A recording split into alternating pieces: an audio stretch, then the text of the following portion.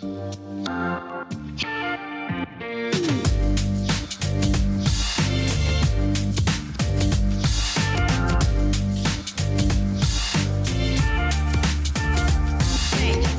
nella prima sede del nostro nuovo brand, si chiama BRAC, Personal Power Training.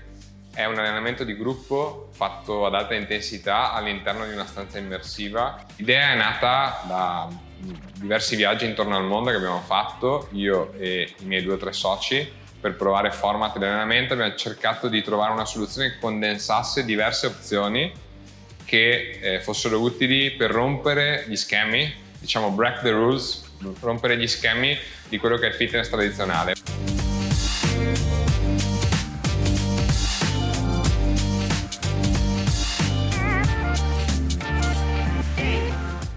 La soluzione che abbiamo adottato in questa installazione per la palestra Show Club è una soluzione immersiva che prevede 2 pareti, una da 8 metri e un'altra da 10 metri, per un totale di 15 metri di base e 2,8 metri di altezza.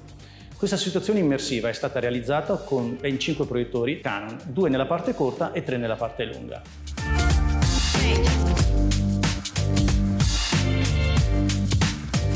Sono state utilizzate delle ottiche particolari, quelle dei proiettori ad ottica corta VX 450 ST, con un rapporto 0,57 sta 1. Questo ha consentito di stare estremamente vicini alla superficie di proiezione e questo ha consentito al cliente di non avere ombra durante gli allenamenti. Il personal trainer, grazie all'utilizzo di un iPad, può gestire la messa in onda dei contenuti direttamente sulle superfici di proiezione usando un media server and frame.